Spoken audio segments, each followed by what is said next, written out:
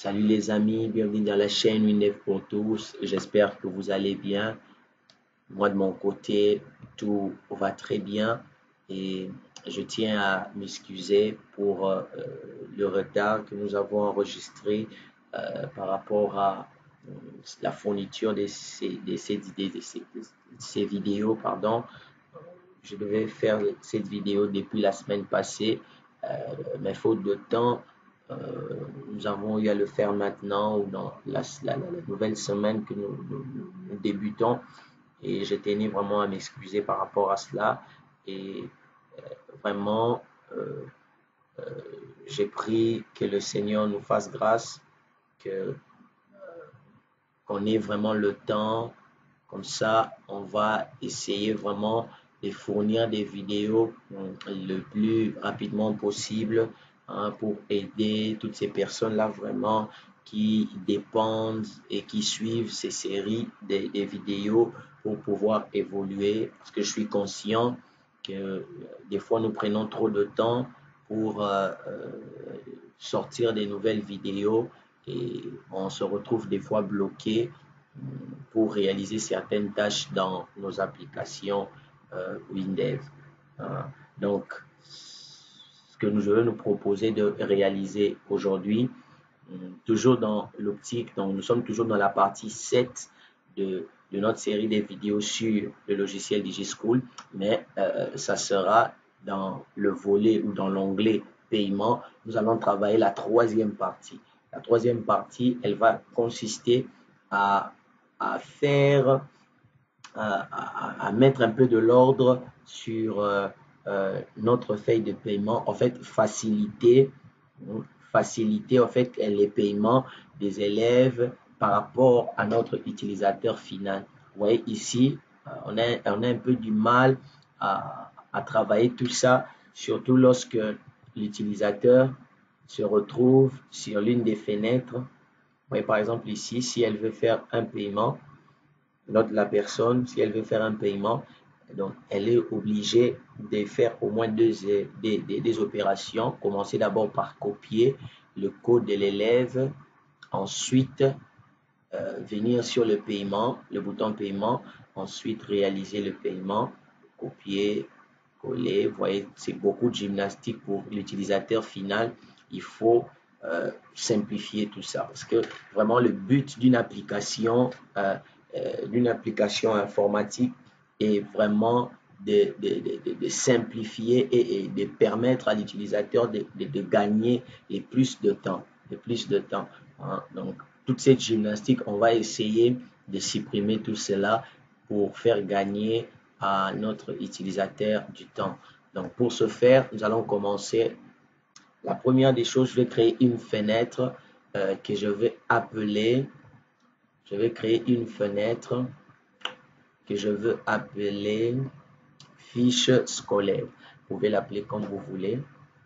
Le nom n'a pas tellement d'importance, mais quand vous donnez un nom à un élément, assurez-vous de mémoriser ce nom. Sinon, par la suite, vous risquez d'avoir des erreurs et ne pas comprendre d'où elles proviennent. Donc, je vais l'appeler fiche scolaire. C'est bon. Je vais l'appeler scolaire. Fiche scolaire. Donc, ma fiche est bien prête. Ce que je vais faire, je vais placer des gros boutons juste au-dessus. Je vais mettre deux gros boutons. Je vais mettre là, premier bouton, comme cela. Et je vais changer d'image. Les premiers boutons, je vais l'appeler fiche des infos et mettre une image qui est beaucoup plus parlante. Je vais mettre quelque chose, on va prendre ça. Je mets ça là. On agrandit ça un tout petit peu en 16, 32. OK. On colle comme cela. Je vais l'appeler ici fiche info.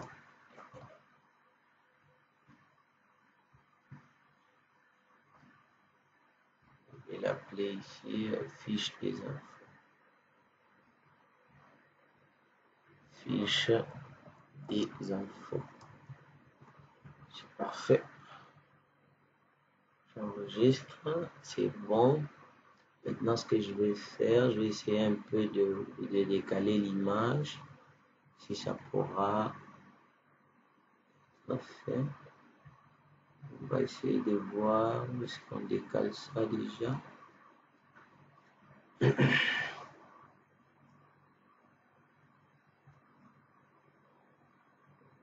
Ça doit être quelque part ici.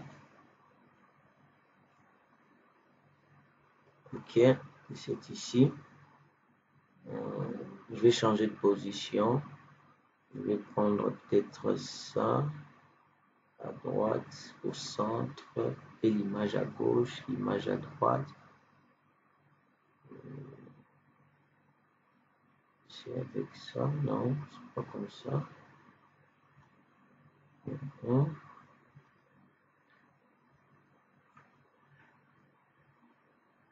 Donc ça c'est le texte. Ok, c'est bon. Parfait. Donc vous mettez ça, le texte en bas et l'image va automatiquement monter. L'image, le bouton c'est validé. Je vais changer ça, je vais l'appeler info. Info élève.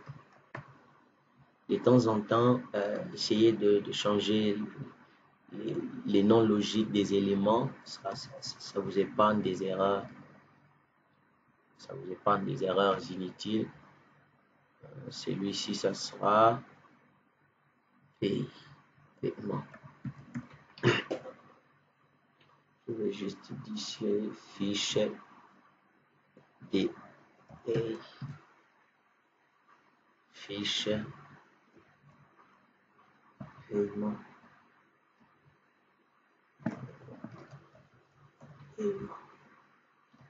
C'est parfait. On va changer l'image. On va chercher une image qui a trait à de l'argent. C'est bon. C'est parfait. J'ai mes deux images. On continue. On aura ici quelques informations. Quelques infos. On va prendre cette image. Mettez juste une image. Compliquez pas la tâche. Attendez, je vais vous montrer les dimensions. Mettez l'image, une grosse image de préférence. Les dimensions sont là, vous voyez.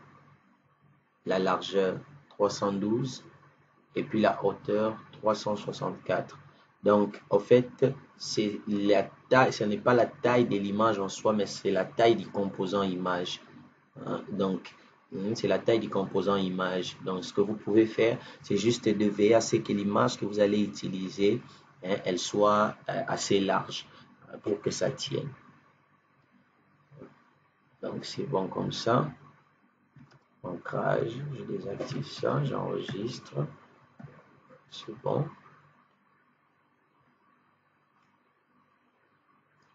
Et puis ici, on va mettre du texte. On commence là.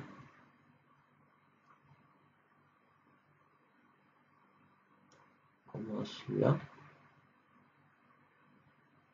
Ce sont des lignes. Bon, tout ça, c'est juste une petite mise en forme.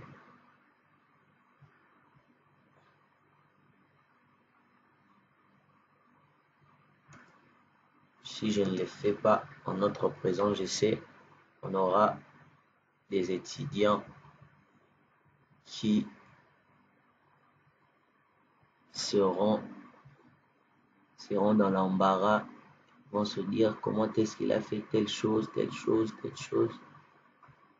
Donc voilà pourquoi des fois, on accepte de passer sur des petites choses du temps, nous savons que au final, ça va aider quelqu'un pour faire réaliser l'exercice. Je vais juste prendre les tailles de la fenêtre juste qu'on travaille sur les bonnes proportions. 609. On vient ici. IHM 609. C'est bon. Oui. Est-ce que ça tient? Est-ce que ça va pas tenir? Attendez. Ça va pas tenir. 609. Oh, ça va tenir. Ok. On met ça. Comme ça, on met les deux éléments. On va juste les placer ici. Comme ça, on met le nom du pays.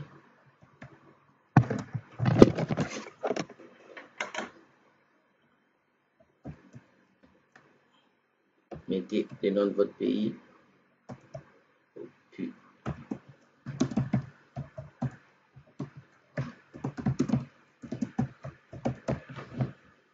ok. Je mets le nom du pays. Après, on met le nom de l'école. Je mets par exemple collège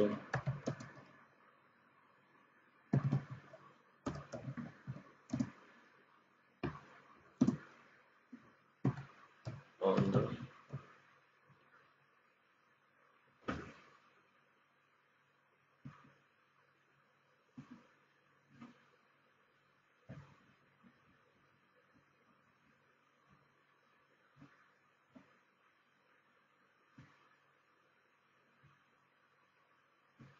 Okay.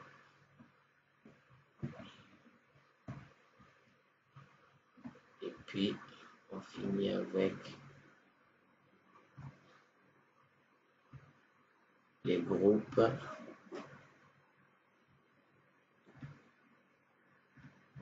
On va agrandir ça un peu.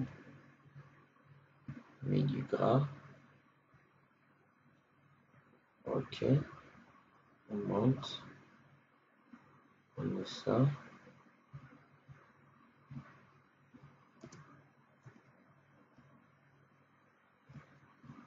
La classe. Ok, c'est bon. Vous voyez, j'ai quelque chose là. Après, nous allons mettre l'onglet. Nous allons mettre un onglet. C'est ici. Juste là. L'onglet. Est-ce que ça est? Pas ici. Ok, c'est ici. L'onglet. On place là. C'est bien. On va abaisser ça comme ceci.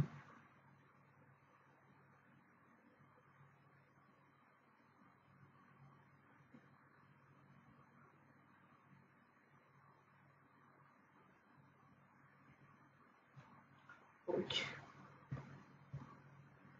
Nous allons mettre la forme, composant forme de type rectangle.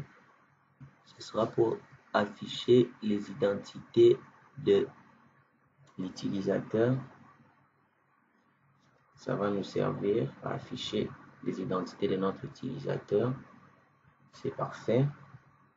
Après, on aura besoin d'une photo, d'une image. On aura besoin d'une image. Après, on aura besoin de quelques champs. On aura besoin matricule, nom, sexe et puis inscription. On va les prendre comme ceci. Matricule nom, sexe, et puis date d'admission. On les place là. C'est parfait.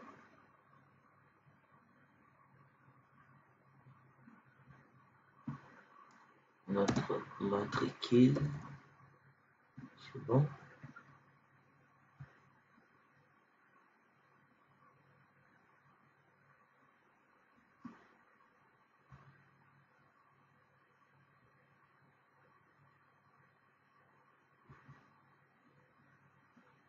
Bon, la date d'inscription, comme il n'y a pas assez d'espace, je vais enlever ça.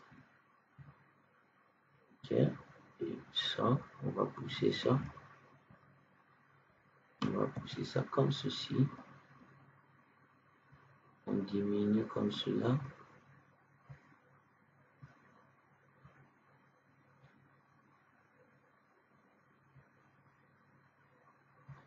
Comme ça. C'est bon. Pour le nom, je crois qu'on ferait mieux. Je vais faire un peu comme ça. On va avoir encore un peu d'espace. Bon, c'est déjà bien la mise en forme. On va continuer ça plus tard. Ok, on enregistre. Maintenant, ce que je vais utiliser, je vais aussi utiliser les champs de la photo, l'emplacement de la photo, pour récupérer ça et afficher l'élément ici. Comme ça, j'enregistre. Maintenant, ce que nous allons faire, on va créer rapidement une requête qu'on va utiliser pour afficher la liste des élèves par classe. Très important. Requête. Une requête de type sélection. Liste élèves par classe. Liste des élèves par classe. Ok, on commence ici. La classe. Prends la classe. Les enfants. Je prends le matricule, le nom, le sexe, le montant qu'il doit payer, très important. Montant qui reste très important. Et puis, qu'est-ce qu'il y a encore d'important? Et puis, ce qui serait intéressant aussi, qu'est-ce qui serait encore intéressant d'ajouter? La photo, voilà. La photo, parce que nous voulons aussi afficher les photos de nos élèves juste dessus. Ok. Et s'il manque certains éléments, on pourra toujours les ajouter par la suite. Et ici, nous allons faire un paramètre sur la classe de l'élève.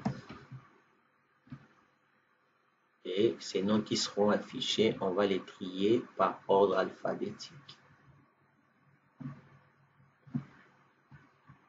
On enregistre, on check ça.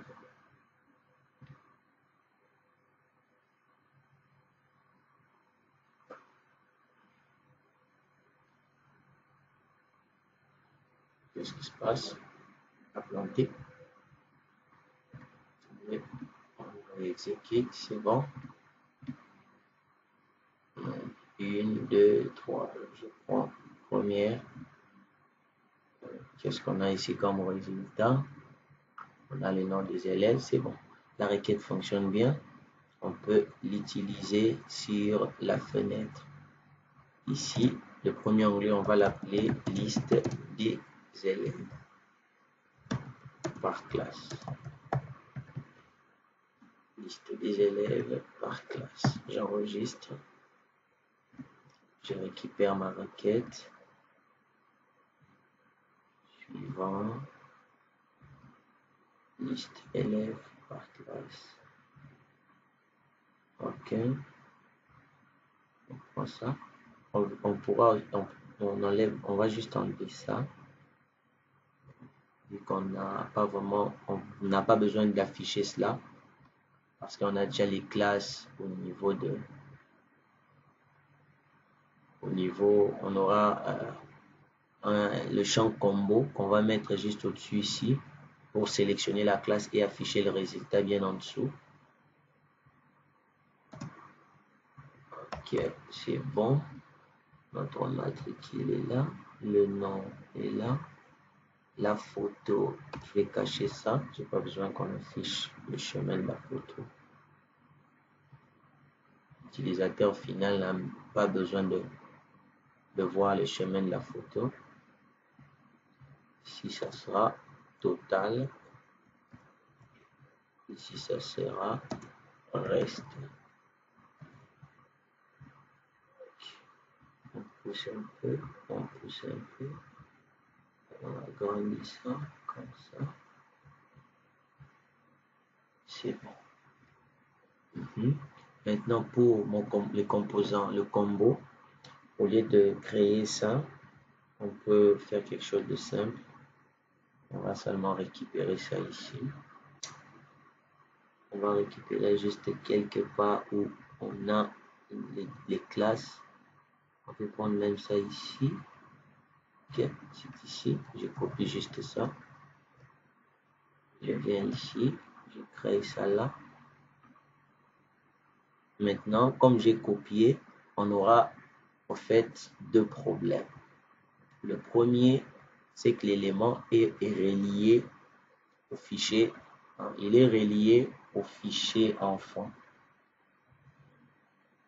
Donc, il est relié au fichier enfant comme si on voulait faire un enregistrement. Vous voyez ici, il est relié au fichier, c'est le fichier classe. En fait, c'est l'élément enfant, mais qui est relié au fichier classe.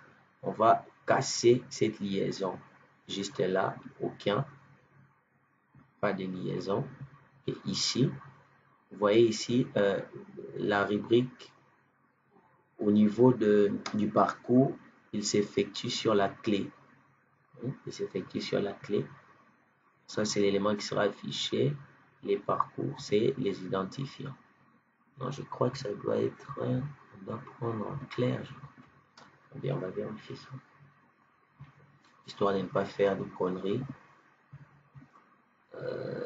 Parcours, vous voyez, ah ok, c'était comme ça. Mémoriser, on prend la classe. Mémoriser, on prend la classe. Mémoriser classe, c'est bon. On enregistre et puis on valide.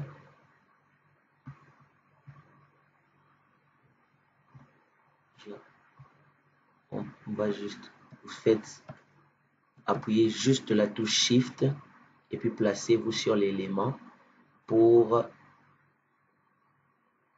monter un peu, augmenter la grandeur de l'élément sans influencer les autres éléments. Donc, on touche Shift seulement, non pas la touche contrôle, Shift tout simplement, et puis vous maintenez sur le pointeur et vous montez le composant. Comme ça, je crois que c'est bon, mais on aura un problème ici. On aura un problème ici. On commence d'abord par notre champ qu'on a eu à copier. Clic droit, il y a un code juste à l'intérieur ici. On va enlever tout ce code. Mais vous n'aurez pas ce problème. Si vous avez fait du copier-coller comme moi, vous aurez un petit code là. Ça dépend de là où vous avez copié l'élément. Si vous l'avez créé vous-même, vous n'aurez pas de problème. Vous n'aurez pas de code là. Mais on a besoin de mettre un petit code. C'est le code d'actualisation du composant table. On va mettre un petit code là. Liste élèves par classe, c'est bon. Donc, mettez-les vraiment sur l'événement sélection d'une ligne. Lorsqu'on sélectionne une ligne, c'est ce code qu'on doit exécuter. Et ensuite, sur les composants en soi, il faut aussi indiquer que c'est un paramètre. indiqué, c'est un paramètre que nous allons commencer à sélectionner. On va commencer à prendre la valeur au fait sur le combo classe qu'on a placé juste au-dessus. Vous voyez, j'ai enlevé la variable, je place vraiment le composant, le combo juste à l'intérieur. C'est bon, je crois que si on exécute, ça doit être bon. Si je n'ai rien oublié, 1 c'est bon, 2 c'est bon, 3 c'est bon. Maintenant, ce que nous allons faire rapidement, très rapidement, je ne sais pas s'il nous reste encore du temps, oui. On va maintenant faire assez que lorsqu'on sélectionne une ligne, qu'on ait des informations pas détaillées, juste quelques lignes d'informations sur la personne, histoire de gagner du temps pour notre utilisateur. Quand je sélectionne, qu'il me donne ces infos ici. Et là, ce que nous allons faire, nous allons ici sur notre champ.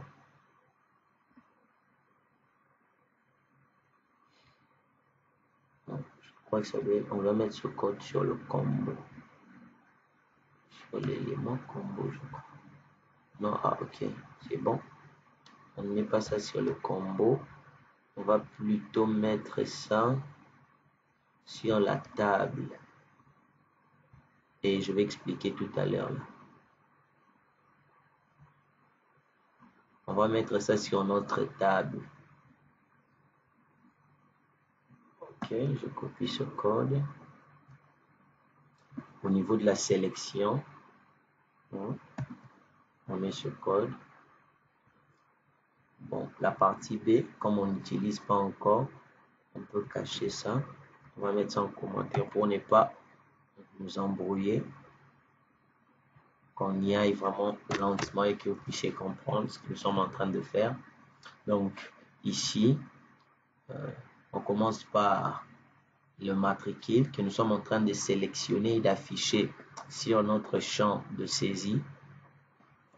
On indique bien, ça vient de le matricule viendra de la requête, de notre liste requête, et on va afficher ici, on va affecter en fait le matricule qui va s'afficher ici, on va l'affecter sur notre zone de saisie. Attendez, je vais cacher ça encore. Je suis sûr qu'on sait, mais c'est toujours intéressant de recommencer à expliquer, à aller lentement sur les choses qu'on connaît, permettre à tout le monde de bien capter. Vous voyez? Donc, quand on vient ici, vous voyez? Donc, quand je sélectionne l'élément, le matricule qui est sur le tableau, vous voyez? Le matricule qui est sur le tableau, ici sur la colonne matricule, en fait, il y a une affectation qui se passe quand on sélectionne. Il affecte ce matricule-là, ici. C'est pourquoi on parle de l'élément SAI saisie matricule. SAI matricule. Et si je prends ça, il y a une affectation.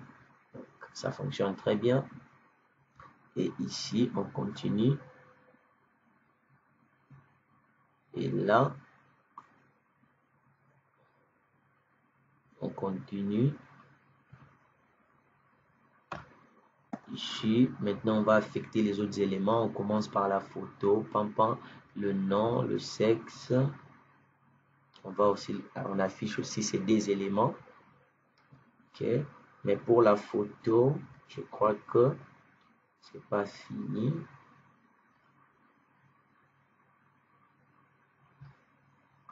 Pour notre photo, c'est pas fini. Je crois qu'il y a encore quelque chose qu'on doit ajouter. On va ajouter ces deux éléments.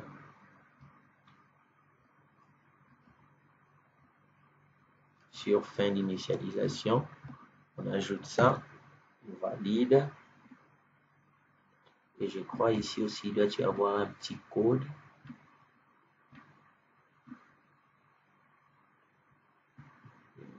Est-ce que je l'ai placé? Photo est là. Ok, j'étais sûr. On a un petit code qu'on doit placer à chaque modification. IM image 1, il ne le trouve pas. Chez moi, c'est plutôt image sans nom 1 et puis sans nom 2. Comme je ne suis pas sûr, je vérifie pour être sûr que ça va fonctionner du premier coup. Je viens ici, vous voyez, j'ai des images. Le premier est ici, le deuxième est là. Donc, je vais affecter ça sur l'image sans nom 2.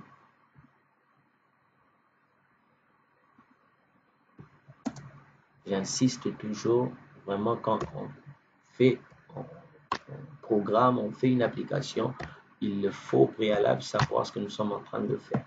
Si vous ne comprenez pas ce que vous faites, c'est vraiment très difficile que vous puissiez réaliser des choses qui marchent bien. Réaliser des choses qui marchent bien. Ou même des fois, il peut arriver que vous puissiez faire quelque chose qui fonctionne, mais vous aurez du mal à recommencer la chose en question parce que déjà au préalable, vous n'avez pas à le maîtriser. Vous voyez maintenant, j'ai une bonne affectation ici. Euh, mais pourquoi l'image ne s'affiche pas? Pourquoi ça ne s'affiche pas? Est-ce que j'ai un code encore ici? C'est l'image que j'ai oublié. Non, on n'a pas de code ici. Pourquoi mon image? Ok, attendez. Sur le chantable. Ok. Ah, voilà. C'était juste l'élément de la réactualisation. Ce petit code que vous voyez là. J'enregistre ce petit code là. Normalement, ça doit être bon. C'est bon. Ça fonctionne. Qu'est-ce qui se passe? L'image est trop grande. Je dois condenser cela. Heureusement, avec Windev, on nous a facilité la tâche. On n'a même pas besoin de se casser la tête. On a on a des fonctions qui sont prédéfinies au niveau de nos champs. Ici, là, c'était à 100%. Je viens juste là, mode affichage. Je vais mettre même homothétique. Homothétique, on va essayer avec étendu. Voir ce que ça donne. Parce que centré, ça risque d'être beaucoup trop petit. On va voir. C'est bon. C'est bon. Parfait. Vous voyez, on a quelque chose qui présente bien. Peut-être dans une autre vidéo, on pourra faire un peu la mise en forme. Mais pour le moment, ça présente déjà bien. Et ce que nous allons faire dans notre partie, la deuxième partie, toujours de cette vidéo, nous allons maintenant classer les paiements par élève. Vous voyez, quand je me positionne sur cet élève, normalement, je dois avoir ici sur le deuxième onglet tous les paiements effectués par cet élève seulement. Vous voyez, quand vous faites ça, ça sera très intéressant pour l'utilisateur final. Qu'est-ce que j'ai fait? Je viens là. Ici, on va créer rapidement une requête. Est-ce qu'on a encore du temps? 33 déjà. Je viens ici. Rapidement, on va créer notre requête. Liste paiement par élève. La première chose dont on aura besoin, je vais voir le modèle. C'est bon. Donc, la première chose dont on aura besoin de matricule. Est-ce que c'est le matricule? Je vais le prendre sur matricule. C'est bon. Donc, pour être sûr, liste de paiement maternel primaire, je vérifie, liste de paiement maternel primaire,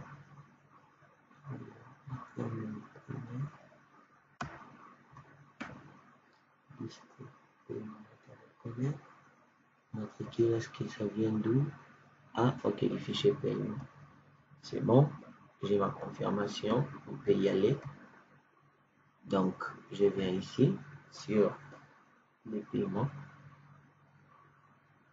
Là, ça sera un bonus. On va aussi ajouter ça. On va voir ce que ça donne. Si ça ne répond pas bien, on va enlever ça. Mais je vais faire ça à la fin, qu'on y aille doucement. On commence ici le fichier paiement. J'ai besoin d'abord du matricule. En fait, c'est ce matricule qui va nous permettre de sélectionner juste les paiements qui concernent un étudiant donné ou un élève donné. Je prends le matricule qui vient du fichier paiement. Je prends l'identifiant du paiement, le numéro du reçu, le nom de l'élève, la désignation ou le libellé du paiement. Je prends le montant. J'ai du mal à me retrouver avec les noms que j'ai utilisés. Montant à payer et puis frais scolaires. Tellement j'ai nommé ça rapidement. Et puis, ok, montant à payer et puis frais scolaires. C'est bon. Ces deux-là. Et puis, je vais ajouter le trimestre, histoire d'être positionné par rapport au paiement. Si cela correspond à quoi, je vais brancher, je vais mettre rapidement sur pause pour brancher mon ordinateur. On me signale que la batterie est faible. C'est bon. On a ajouté le trimestre. On va ajouter aussi, j'ai failli oublier, sur les paiements, la date de paiement. Très intéressant. Ici, on a notre matricule, la date, l'identifiant, le reçu, c'est bon. C'est vraiment parfait. Et pour la date, on va classer ça par ordre décroissant, c'est-à-dire du dernier au premier. Et ici, on va créer un paramètre. On dit le paramètre va concerner le matricule de notre élève. Matricule élève paye. Bon, on va enregistrer. Maintenant, pour checker ça, 1044, je crois. On a besoin de rentrer un matricule exact. Ok, on va prendre ça, 1044. C'est bon, ça fonctionne bien. Voilà, ici, tous les matricules concernant cet élève. Et ici, nous avons les paiements. On va fermer, ça fonctionne bien. Rapidement, on va mettre ça sur notre fiche. Je vais créer ici situation paiement élève par élève. Ok, bon. Ok. C'est bon. J'enregistre. Je reviens ici. Je vais mettre. On pourra aussi, ça pourra être intéressant. On pourra aussi peut-être faire un filtre, un petit filtre. J'ai fait déjà pour gagner du temps sur l'année, mais moi je ne vais pas faire ça sur l'année. Je veux plutôt faire ça liste élève par classe. Ah ok, on n'a pas encore placé le composant table. On enregistre. On va placer notre composant sur liste paiement, liste paiement par élève. Je crois que c'était ça. Ok. On a notre matricule. Il faut le garder sur le tableau. On a notre trimestre. Il faut le garder. Donc tout ça, il faut garder. Il n'y a rien à enlever. Mais ce que nous allons faire, on va rendre certains éléments invisibles. Par exemple, le matricule. le matricule ici, vu qu'on aura déjà les informations sur le premier tableau qui se trouve sur l'onglet ici, le matricule, on va le rendre invisible, le nom aussi de l'élève, on n'a pas besoin de voir ça, le montant total, oui, on peut garder, paiement.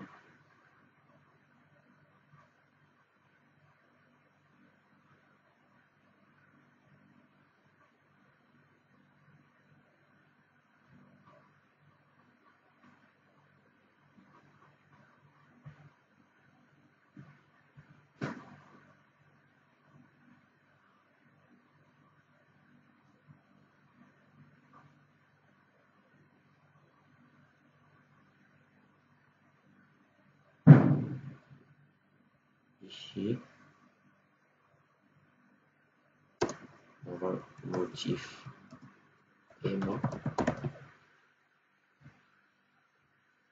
Les trimestres, c'est bon. Numéro.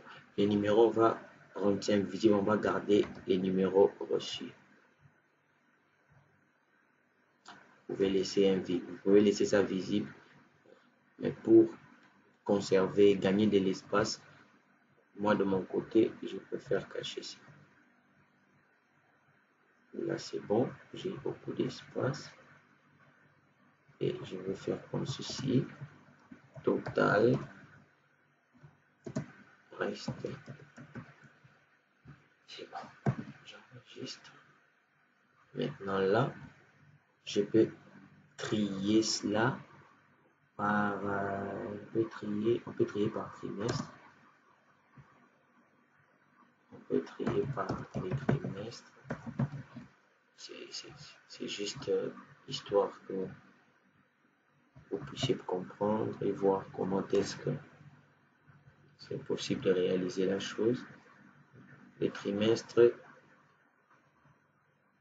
c'est en alphanumérique, donc je dois choisir le type texte. Je dois mettre le masque de série, ça sera lettre en majuscule. Vous pouvez mettre lettre en majuscule, vous pouvez mettre aussi tout en majuscule. Toujours, ça revient au même. J'enregistre ça. Ok. J'enregistre. Et là, je vais changer ça ici. Liste paiement. Oula, qu'est-ce que j'ai fait? Liste paiement. Ici, le nom de la colonne, c'est trimestre. C'est bon. Ça ici, c'est OK. Quand j'exécute, on n'aura aucun résultat. Par défaut, il affiche des éléments. Pourquoi?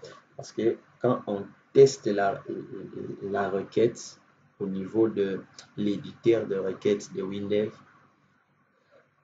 donc il conserve la valeur du test. La valeur de notre test, il a conservé cela, donc le matricule de l'élève en question. Et c'est ce matricule-là qu'il utilise pour afficher quelque chose par défaut dans la requête. Pour enlever cela, résoudre cela, nous devons venir ici, sur notre tableau. Vous voyez, il a gardé cela. Je vais enlever la valeur ici.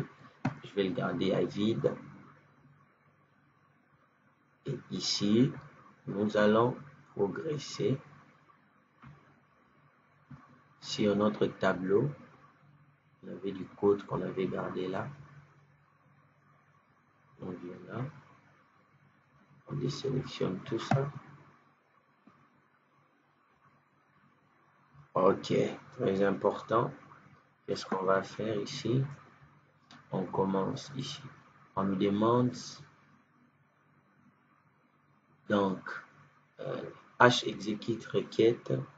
Il nous demande la requête qu'on veut utiliser pour notre paiement. Ça, c'est le deuxième tableau.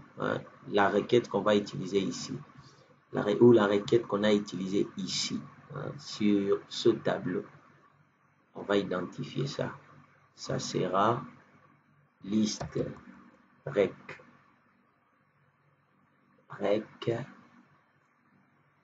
paiement par élève, je crois. De toute façon, on va vérifier. Liste paiement par élève, c'est bon. Ok, liste paiement par élève. Et ici, ça c'est la requête. Vous voyez ici, il n'y a pas la table requête. Non, c'est juste la requête. Donc, ne faites pas l'erreur ici de sélectionner la table que nous avons eu à créer là-bas. On prend juste au-dessus la requête. Si vous ne faites pas ça, ça ne va pas marcher.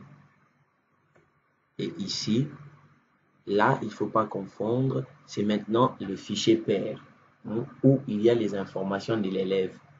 Dans notre cas ici, c'est liste élève par classe.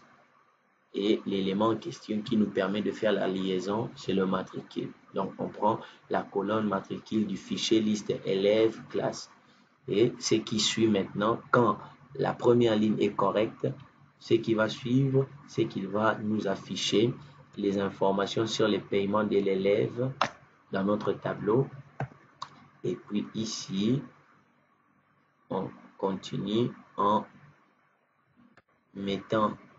actualisant notre élément qui se trouve sur l'onglet sans nom 1. Et ici, on peut aussi désélectionner ce petit code. C'est juste pour permettre, quand on ouvre la fenêtre, qu'il commence toujours et alors toujours par le premier onglet. Parce que par défaut, Windev a un système de sauvegarde qui fait que si avant de fermer l'application, vous étiez sur l'onglet 2, quand vous allez exécuter l'application, il va commencer par cet onglet. Mais si vous voulez figer l'élément, faire à ce que les utilisateurs commencent toujours par un onglet, si vous voulez, ou par un chemin bien calculé, il est important de préciser cela par code, par programmation, pour éviter le système de sauvegarde automatique de Windows. Je ne sais pas si vous avez compris. Et ici, vous voyez, j'ai encore mis cela dans la fenêtre, histoire de, à la fin de l'initialisation, qu'on commence toujours par le premier onglet, quel que soit l'événement ou le moment. Ici, je crois que c'est bon, on va checker. J'exécute. Avant de préciser ici, je commence d'abord par vérifier là. Vous voyez, on n'a pas d'information. Ça fonctionne. Bon, je ne sais pas encore parce qu'on n'a pas testé. Premier, je viens ici. Ah, c'est bon. Vous voyez, j'ai quelque chose pour cet élève. Deuxième, pour lui, on a 3 éléments. Pour lui, on n'a aucun. Quand il n'y a rien, c'est-à-dire qu'il n'a encore rien payé, on peut être sûr qu'il n'a rien payé en vérifiant ici sur le reste à payer. Vous voyez, c'est toujours 150. Donc, je prends le deuxième, je me rends ici, on a ces informations. Si j'ai dit seulement affiche-moi le deuxième trimestre, ça, premier trimestre, troisième trimestre, c'est bon. Vous voyez, ça fonctionne bien. Et là, maintenant, avec ça, dans la prochaine vidéo, nous allons maintenant mettre de l'ordre et solidifier encore davantage cette fenêtre. Pour ne pas tirer encore en longueur cette vidéo, je préfère m'arrêter ici. Donc, on a notre fenêtre où nous centralisons les informations. Maintenant, nous allons veiller à ce que les informations, la modification des paiements et la suppression des paiements et l'ajout des paiements se passe sur cette fenêtre. Voyez? Donc, merci de m'avoir suivi et bonne chose à vous. Bon courage pour la réalisation de cette vidéo et nous nous retrouvons très prochainement pour la suite sur l'application DigiSchool. Des bonnes choses à vous. Ciao!